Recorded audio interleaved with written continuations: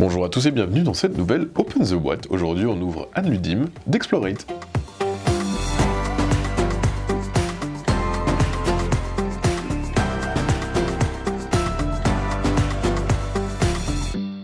Anne Ludim, c'est un jeu de Ludovic Maublanc et Dimitri Perrier, illustré par Anne Etziek. C'est un jeu avec des magiciens. On va faire des combinaisons, des paires, des brelans, des suites, des couleurs, pour essayer de remporter des ingrédients.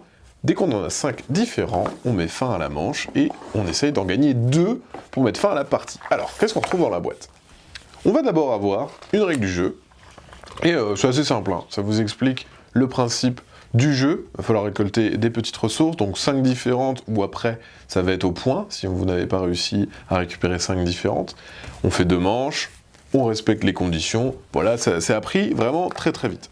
Comment ça va se jouer? On va avoir, hop, des punchboards. Alors, d'abord il y a les grandes punchboards, ça va permettre de vous constituer un petit plateau.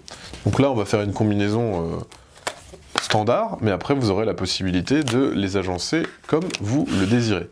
Chaque plateau représente un professeur, et les professeurs ont différentes conditions. Par exemple, ici, ce sont des brelans. Ici, il faut mettre des cartes de la même couleur. Ici, ce sont des paires. Et ici, ça va être par exemple des suites. À quoi servent ces professeurs?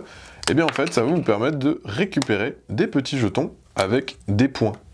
Alors je le disais, c'est soit on va devoir récupérer un de chaque, soit dès que des piles sont vides, ça met fin à la manche et on compte la valeur de nos artefacts et celui ou celle qui a le total le plus élevé gagnera la manche. Au bout de 2 manches gagnées, ça met fin à la partie. Les petites cartes, à quoi ça sert? C'est des jokers, hein. Enfin c'est des jokers, c'est des bonus qui vont vous permettre de piocher plus de cartes. Ça va être distribué aux personnes qui ont terminé 2e et 3e à la manche précédente. Donc c'est vraiment, il y a un côté équilibrage en fait. Celui qui a gagné aura moins d'avantages que ceux qui sont arrivés 2e, 3e. On va avoir les petits personnages. Donc chaque professeur est représenté par un standing, hop, qu'on va mettre sur ce petit pied. Voilà, hop. C'est assez épais, hein, au niveau de l'épaisseur du carton, donc ça pour le coup c'est vraiment de bonne qualité. On construit voilà, ces petits bonhommes partout sur le plateau, on met les différents artefacts, donc on voit, voilà, là il y a des petits triangles, des petites potions, là on a des livres, etc. etc. Enfin c'est des coffres, pardon. On va avoir les blasons, chaque joueur, hop, aura son blason, recto, verso. Au début de la partie, il est côté argenté. On a une limite de main qui va changer. Dès qu'on gagne une manche, on le retourne. Et on a des petits désavantages. Comme on a déjà gagné une manche, on va être un petit peu désavantagé par rapport aux autres.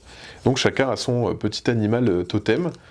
Et franchement, je les trouve trop mignons. Je vais vous montrer les autres qui sont juste là. Le poulpe et la magnifique licorne. Voilà, donc ça va être pour les blasons. Chaque personne aura son blason. Maintenant, le jeu, comment ça va se jouer? Avec ces petites cartes.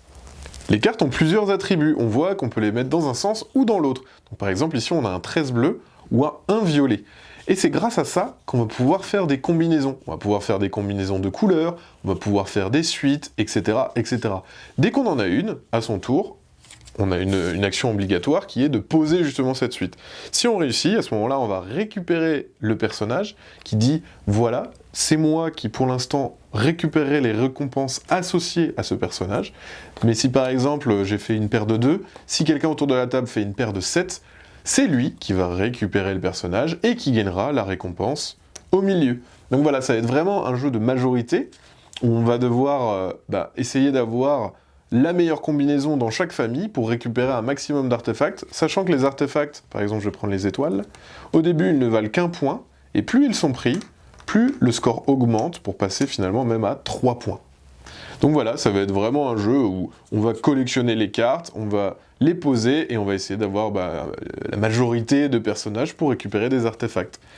Voilà, on fait 2 manches gagnantes, et une fois que les 2 manches sont arrivées à terme, eh bien, il y a un vainqueur.